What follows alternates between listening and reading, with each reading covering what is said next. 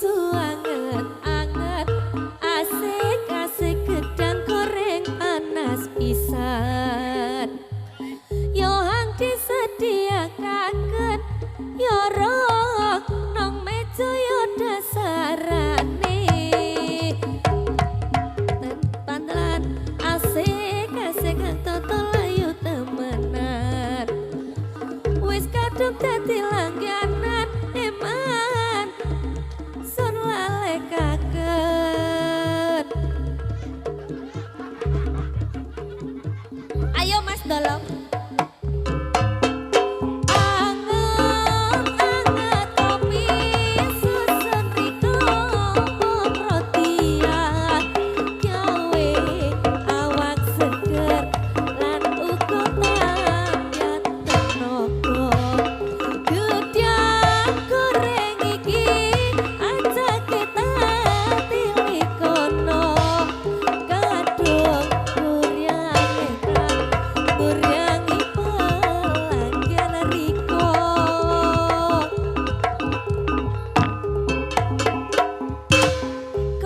Susu anget-anget, asik-asik gedang goreng panas pisan. Yo hang disediakaken, yo roh nang meja yo dasarane. Warung tenda pinggir jalan, asik-asik hang toto layu temenan. Wis kadung dadi langganan eman sing disusun lale kaget. Anget-anget kopi susun riko wong rodia, gawe awak seger lan uga tambah tenaga. Gedang goreng iki aja kita tilikono, kadung guryang enak nguryangi pelanggan riko. Anget-anget kopi susun riko bung rotia, gawe awak seger lan uga tambah tenaga.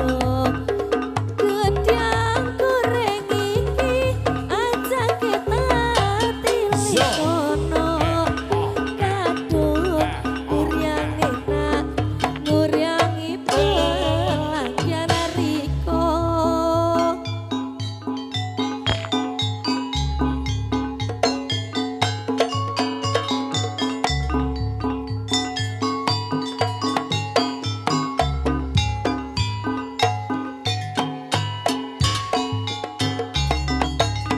Foto-foto hati orang di pasir, waktu kabak kali ono ring iki, perut katamu awak langsung pasir, boli kaya pelai.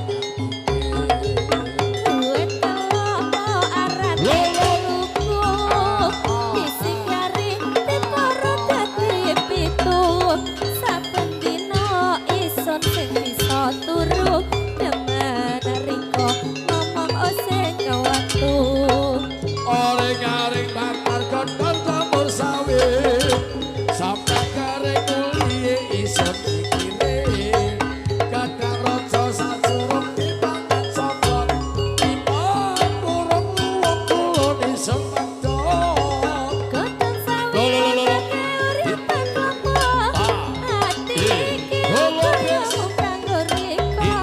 Godhong sawi sacerone barana, sing percaya gedang dodo iki.